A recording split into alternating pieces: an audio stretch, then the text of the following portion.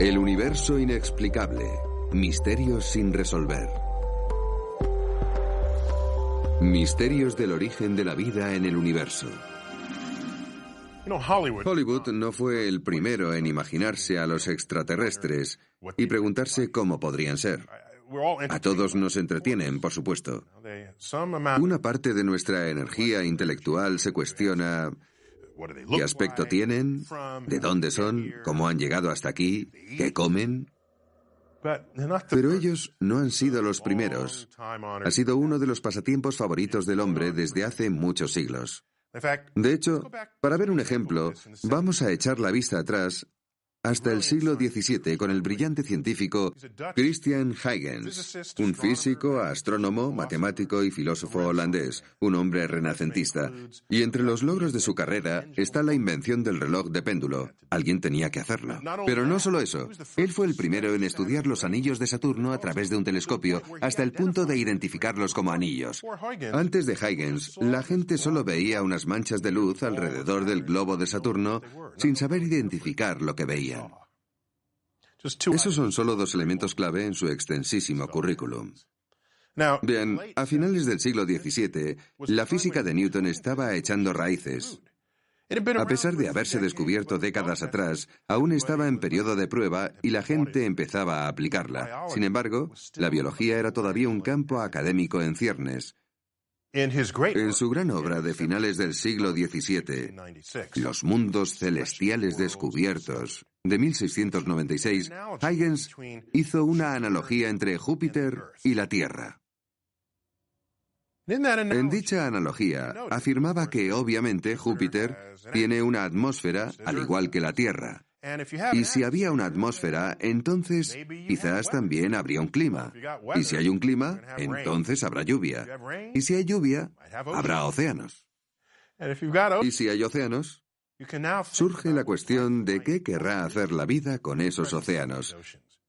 Si vivieras en Júpiter, querrías moverte de algún modo. ¿Cómo lo harías? ¿Tendrías barcos? Por supuesto. ¿Y cómo navegarías? Pues con velas. ¿Y cómo controlarías esas velas? Necesitarías algún mecanismo para hacerlo. Necesitarías cuerda. Si ya tienes la cuerda, ¿de qué material estaría hecha? De modo que de toda esta línea de razonamiento dedujo que cualquier forma de vida que hubiera en Júpiter nacería del cáñamo. Interesante, pero demuestra la enorme importancia que damos a cómo podría ser la vida en otros lugares, y en esa teoría se da en realidad un prejuicio cultural que casi no podemos evitar, porque lo único que sabemos es sobre nosotros mismos cuando pensamos en otra vida en el universo. Y ese prejuicio cultural se sirve de nuestros propios valores y tecnologías para deducir qué formas pueden tener los demás de desplazarse. Y no solo esto.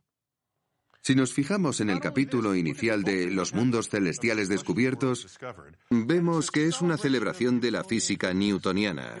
Se completa con las bien entendidas órbitas planetarias. Habla del tamaño de las órbitas, sus formas. Habla de cuán brillantes son los planetas. Y además emite sus propias valoraciones sobre lo rocosos que pueden llegar a ser. Y no solo eso, sino que el libro tiene una tabla plegable que muestra la disposición de todo el sistema solar. Y en dicho capítulo, por cierto, no hay ninguna mención a Dios. A pesar de que solo un siglo antes, las leyes de la física de Newton, su teoría sobre la gravedad en el movimiento, todavía no se había inventado, todavía no había sido descubierta, de modo que las órbitas planetarias aún eran un misterio en aquel entonces. Pero aquí, donde no hay ningún misterio para Huygens, no hay mención de Dios. Pero en cambio, cuando se plantea la vida en el sistema solar, plantea preguntas que no puede responder. Además, enumera los misterios biológicos de la época, tales como la complejidad de los orígenes de la vida. Bien. Algo está claro, y es que la física del siglo XVII estaba más avanzada que la biología del siglo XVII, y por eso Huygens solo invoca la mano de Dios cuando el misterio prevalece. Supongo que nadie negará que hay algo más de artificio, algo más de milagro en la producción y crecimiento de las plantas y animales que en montones de cuerpos inanimados. Por el dedo de Dios y la sabiduría de la divina providencia es por ello mucho más claro manifestado que en los otros. Creo que la lección aquí es que sí. Siempre vamos a enfrentarnos a misterios. Siempre. En este caso en particular, se imagina cómo sería la vida en otros lugares, le gustaba mucho viajar. ¿Y cuál era la manera de viajar por el mundo en el siglo XVII? Recorrer grandes distancias en un barco, un velero.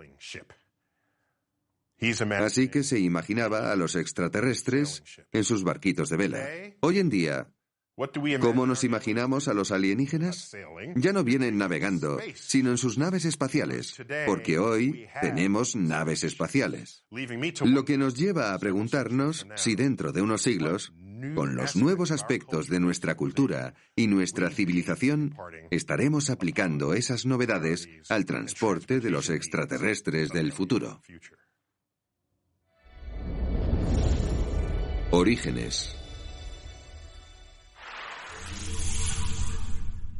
La pregunta más difícil que se puede plantear en una investigación científica es ¿cuál es el origen de una cosa? Y es un reto, se involucre o no la vida en dicha cuestión. Y es por una razón obvia. Prácticamente todo lo que hemos estudiado en la vida ya existía. Así que se puede estudiar su pasado y observar su presente. Y tal vez extrapolarlo a su futuro. De ese modo, se construye una línea de tiempo de su vida. Así es como se hace. Pero, ¿cómo empezó todo? ¿Qué pasó al principio?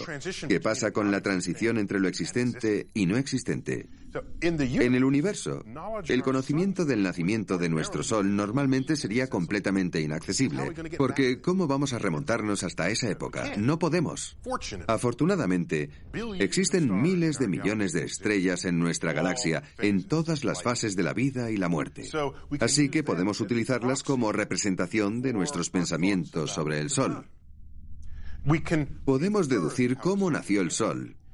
Y podemos deducir cómo nacieron los planetas que lo rodean observando cuidadosamente las enormes nubes de gas y polvo que hay en nuestra propia galaxia. Esto requiere telescopios especiales, por supuesto, no solo para ver la superficie de las nubes, sino mediante longitudes de onda de la luz para cavar más profundo y ver dónde está toda la acción. Pero con la vida en la Tierra, por lo que sabemos, solo hubo una génesis. Y si solo hubo una, no hay manera de comparar otras formas de vida que nacieran por separado de la nuestra, que tengan diferentes orígenes.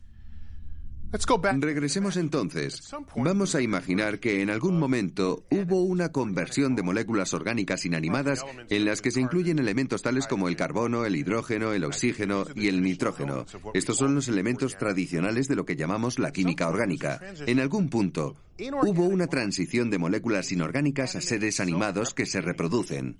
Eso debió de suceder hace unos 4.000 millones de años. Y esa transición, hoy en día, sigue siendo inaccesible para nosotros y, por lo tanto, sigue siendo un misterio. Debido a esto, cuestiona en gran medida nuestros esfuerzos por duplicar ese fenómeno en el laboratorio. No vemos cómo ocurre, podría ser, pero no lo vemos en ninguna otra parte. Ahora, el árbol de la vida moderna tiene un nivel de profundidad y complejidad que Darwin, e incluso quizás los profesores de biología de tus padres, ni siquiera reconocían. Por lo que sabemos, gracias a nuestras mediciones, toda la vida en la Tierra tiene una herencia genética común. A eso nos referimos con el árbol de la vida. Todos salimos de una rama, y conforme retrocedemos en el tiempo, hay cada vez menos ramas, y se llega a un punto en el que solo hay una rama. Un ejemplo sencillo. Si excavas lo suficiente atrás en el tiempo, encontrarás el ancestro que comparten dos personas en la Tierra, su pariente común. Excava lo suficientemente lejos en el árbol de la vida y encontrarás el ancestro común a dos especies de la Tierra. No importa cuáles sean, se puede encontrar. ¿Qué hay de los seres humanos y los chimpancés? Eso es pasado reciente. ¿Y los humanos y los peces de colores? Hay que irse un poco más atrás. ¿Y los humanos y las setas? ¿O los humanos y las células de levadura? Hay un punto en el que se encuentra el nexo entre las dos ramas de la vida moderna. Así que, por lo que hemos sido capaces de determinar, ha habido una sola génesis en la Tierra. Así que, para poder entender la vida y entender cómo llegamos hasta aquí, lo que necesitaríamos sería una segunda génesis en la Tierra, o un conjunto de planetas en los que se dieran diferentes etapas de la formación de la vida, tal y como hicimos para estudiar la formación de estrellas y planetas en la galaxia. Esta es otra de las motivaciones a la hora de buscar otros sistemas planetarios en el espacio exterior. Si en ellos encontramos vida, haríamos un gran inventario de todo y después compararíamos y contrastaríamos. Así que lo que tenemos que preguntarnos, no obstante, es, puesto que en la Tierra todo sucedió muy deprisa, todo lo deprisa que se puede esperar se llevó a cabo en un par de millones de años, ¿por qué no ha habido un segundo árbol de la vida en la Tierra, o varios, coexistiendo en paralelo? La Tierra primitiva. Todos los datos que se conocen sobre la historia de los fósiles en la Tierra nos muestran que la vida comenzó casi tan pronto como las condiciones terrenales lo permitieron. Durante los primeros 500 millones de años aproximadamente, de los 4.500 millones de años de historia de la Tierra, el planeta aún se estaba formando, seguía acretando material sobrante del sistema solar naciente.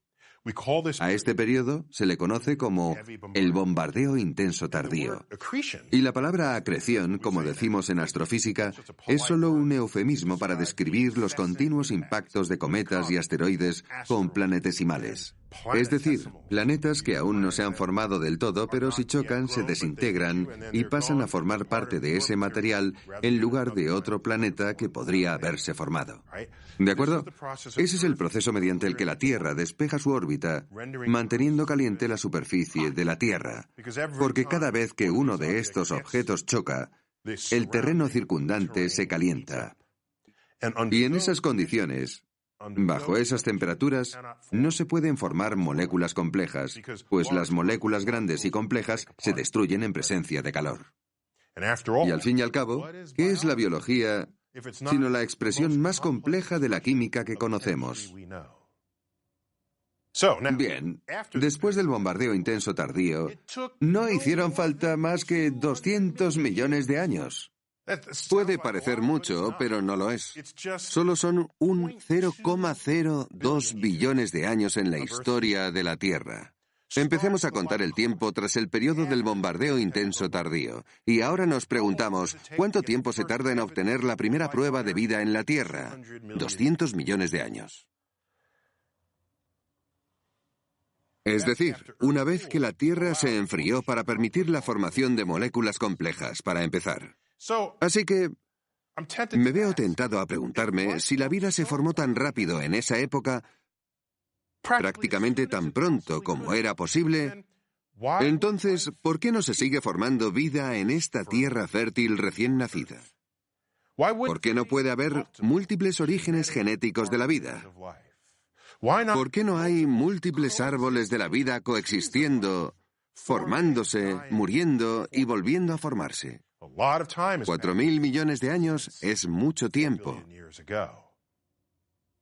Si ocurrió, si de verdad hubo árboles de la vida simultáneos, no hay rastro de ello. Y si fue así, nuestro árbol de la vida fue mucho más fructífero en la explotación de los recursos de la Tierra que cualquier otro árbol de la vida que pudiera haber estado compitiendo con nosotros. Y al final, fue nuestro árbol de la vida el que ganó. No estábamos allí en aquel entonces, pero los fósiles nos hablan de un solo árbol de la vida, de modo que realmente no podemos saberlo. Extremófilos. Una de las ramas del árbol de la vida que se ha establecido hace solo un par de décadas es la comunidad de organismos conocidos como extremófilos. Y como su nombre indica, se trata de amantes de los ambientes extremos. Unos ambientes que nosotros, los humanos, encontraríamos hostiles e incómodos. Lejos queda la época en que nos imaginábamos que toda vida en la Tierra requería de un lugar cálido, a temperatura ambiente, para poder evolucionar. Los extremófilos prosperan en temperaturas altas, bajas, con alta acidez o baja acidez, alta presión o baja presión, todo tipo de ambientes extremos. Estos organismos pueden con todo. Les va bien. Teniendo eso en cuenta, vamos a considerar que las recientes simulaciones por ordenador de impactos asteroides en la superficie de los planetas nos revelan que las rocas circundantes pueden ser lanzadas al espacio evitando la fuerza gravitacional del planeta donde fueron halladas. Ese es un hecho interesante. Nos quedamos con ese hecho también. Bien. Tenemos la existencia de microbios extremos. Los microbios que pueden prosperar en ambientes extremos. También tenemos rocas que pueden lanzarse al espacio interplanetario, lo que les permitiría algún día aterrizar en otros planetas con el tiempo debido. Los cálculos muestran que, por ejemplo, rocas de Marte han llegado hasta la Tierra, rocas de la Tierra han ido a parar a la Luna y a Marte, y así sucesivamente por todo el sistema solar. Ahora, hay pruebas que demuestran que hubo agua líquida en el Marte primitivo. Pruebas verídicas. Pero Marte está completamente seco hoy. Pero miremos las características de su superficie. Hay cauces secos que serpentean. Y hay llanuras aluviales y lechos de lagos. Todo completamente seco hoy. Seco como una pasa. Algo malo sucede en Marte. No sabemos qué, pero algo malo. En su día, sin embargo, suponemos que Marte fue todo un oasis. Por lo tanto, puede ser cierto que Marte fue húmedo y fértil mucho antes de lo que lo fue la Tierra. De ser así, quizás cabe la posibilidad de que hubiera bacterias polizones en Marte, escondiéndose en los rincones y grietas de las rocas que salieron disparadas al espacio. Algunas de esas rocas pudieron haber hecho el viaje desde Marte a la Tierra. Supongamos que tenía una gran diversidad de microbios de los que les gustan los entornos cálidos, así como microbios que pueden prosperar en condiciones adversas. Entonces, solo aquellos microbios que sobrevivieron al frío, la sequía, la radiación intensa del espacio, habrían sobrevivido, otorgando vida a la Tierra primitiva, otorgando a la Tierra primitiva los extremófilos. Esto se conoce como panspermia. Y ello implica, si es cierto, que toda la vida de la Tierra desciende de los marcianos. Iralidad de la vida. Todo esto nos lleva a un par de preguntas interesantes, en mi opinión. Supongamos que encontramos vida en Marte y se basa en un ADN. Podrían darse dos posibilidades. O bien que la vida allí tenga ADN en común con la vida en la Tierra. Esa es la prueba irrefutable de que somos descendientes de los marcianos. Pero supongamos que tiene ADN y no hay un código genético en común. Eso nos revelaría que el ADN puede ser una molécula fundamental de la vida. Y si quisiéramos encontrar vida en cualquier otro sitio, tendría que ser basándonos en el ADN. Su ADN no tendría nada en común con el nuestro, puesto que no han evolucionado conjuntamente aquí. Así que, lo que sería más interesante, creo yo, sería ir a Marte y descubrir que hay vida, pero que esa vida ni siquiera está basada en el ADN. Ese sería un resultado mucho más interesante para mí, puesto que nos revelaría otra manera que tuvo la naturaleza de crear vida. Y nos diría que la vida, de hecho, no requiere de ADN. Encontró otra manera de codificar la identidad, de averiguar cómo hacer que una criatura sea diferente a otra. Si tenemos todo esto en cuenta y cavamos más profundo, lo que encontramos es que la vida en la Tierra no es sencilla. ¿Se basa en el ADN o no? Por supuesto que sí. Pero hay otro aspecto que también es cierto, del que casi nunca se habla, y es el hecho de que las moléculas complejas, casi todas ellas, tienen una especie de mano dominante. No son la misma a un lado del espejo y al otro, y sin embargo, son químicamente idénticas. Como ejemplo, si coges un guante de la mano izquierda, y lo miramos a través de un espejo, ese guante en el espejo será un guante de la mano derecha, y viceversa. Por lo tanto, es posible tener un producto químico que es idéntico a otro producto químico en la teoría. Pero si lo estudiamos bien, veremos que es diferente en el espejo a lo que tú ves a este lado del espejo. Un ejemplo muy famoso, mi ejemplo favorito, es el de la molécula que da el sabor que obtenemos de la hierbabuena. Si escribimos la fórmula, es idéntica a la del sabor del comino, mismo número de átomos en la misma secuencia. Pero uno de ellos tiene la orientación de la mano izquierda y el otro, el de la diestra, y nuestras papilas gustativas distinguen los dos sabores.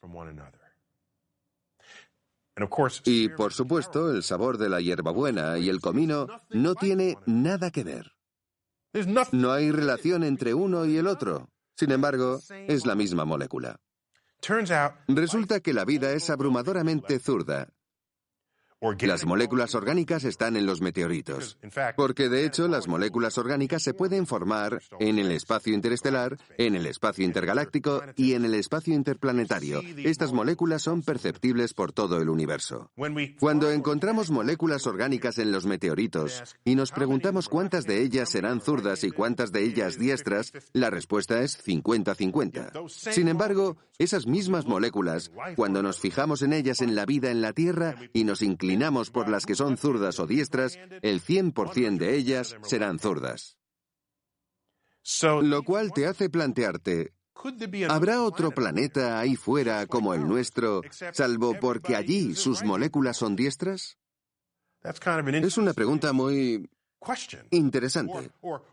¿O por qué no hay un ecosistema coexistente en la Tierra en el que se desarrolle este régimen diestro? Entonces podemos preguntarnos, porque aún no está bien estudiado, podemos cuestionarnos, ¿hay algún tipo de ventaja de una mano sobre la otra, una ventaja inherente, ya sea en la búsqueda de fuentes, o tal vez dos formas de vida? Si una no interactúa con la otra, podría ser que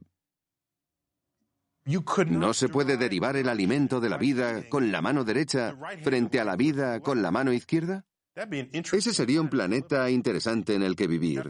Tendrías que saber de antemano cuál es tu presa. ¿Es zurda o diestra en su construcción molecular? Es una película de ciencia ficción que aún no se ha filmado, o un libro que espera a ser escrito. Yo desde luego lo compraría. La inteligencia. Tengo otra pregunta. ¿Cuán inteligentes son los seres humanos? Es curioso porque somos nosotros los que daremos esa respuesta. Y así, si definimos lo que significa ser inteligente, entonces, ¿cómo de preciso será a escala cósmica? Cuando buscamos vida inteligente en el universo, tratamos de establecer unos criterios por los que juzgar si la civilización es o no inteligente. Y somos tan atrevidos que incluso pensamos que estaríamos en posición de comunicarnos de manera significativa con las especies vivas de otro planeta. ¿Por qué digo esto? Porque no podemos, ni siquiera podemos comunicarnos de manera significativa y profunda con cualquier otra especie de la vida en la Tierra. Y los otros seres de la Tierra son criaturas con las que compartimos ADN. Lo que quiero decir es que, a pesar de que pienses que puedes hablar con tu perro, no son conversaciones profundas. No son el tipo de conversación que te imaginas teniendo con un extraterrestre. Por eso, me cuestiono nuestra audacia al decir que somos inteligentes. Podríamos mantener una conversación con cualquier otra especie inteligente.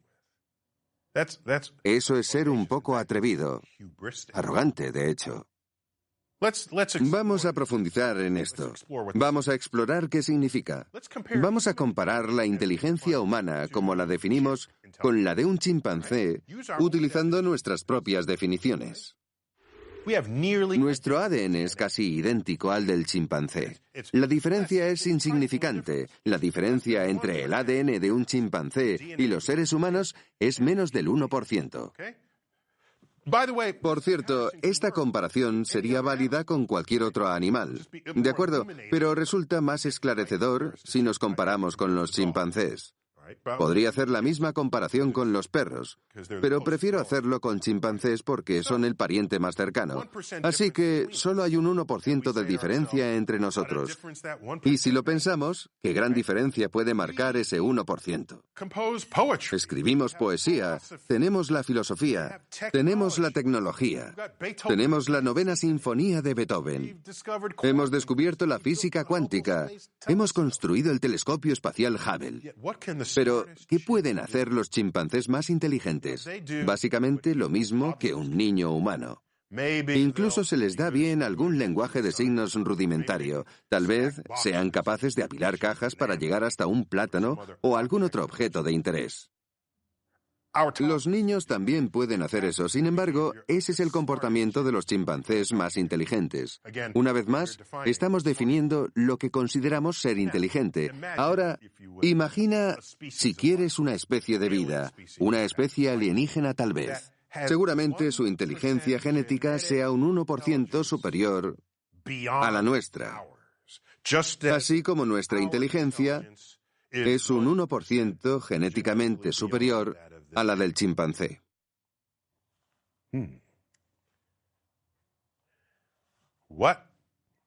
¿Qué les pareceríamos a ellos? Sinceramente, creo que nos vería como idiotas con babas. ¿Es así? De darse el caso, entonces, el más inteligente de los humanos sería capaz de hacer lo mismo que sus niños. Imagínate sus investigaciones de los humanos, analizando a Stephen Hawking y comentando, mira, sabe hacer cálculos de astrofísica de cabeza, lo mismo que nuestro pequeño Timmy en preescolar. Probablemente es lo que dirían sobre nosotros porque eso es lo que decimos nosotros acerca de los chimpancés. Podemos seguir por ahí. Imagina a sus niños en edad preescolar. Traerían a casa sus óperas recién compuestas para colocarlas en la puerta de la nevera, y nosotros, en cambio, ¿qué traemos a casa? Collage hechos de pasta.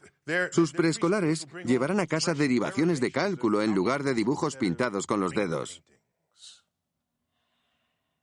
¿Nos considerarían inteligentes esas especies? ¿Nos esclavizarían y nos meterían en un zoológico? ¿Nos daríamos cuenta siquiera si lo hicieran? De hecho, ¿es la Tierra un zoológico para su propio entretenimiento? Si son mucho más inteligentes que nosotros, sería solo un ejercicio trivial en su cultura. Porque nosotros lo hacemos con otras criaturas que no son tan inteligentes como nosotros. Bien, lo que más nos aterra es quizás el pensamiento de que pueda haber una especie así ahí fuera. Esa especie ha peinado la galaxia en busca de vida inteligente. Esa especie ha visitado la Tierra, ha observado nuestra forma de actuar, nuestra cultura, y llegó a la conclusión, en base a todos los datos que recopiló sobre nosotros, los que vivimos en la Tierra, que aquí no hay ninguna señal de vida inteligente.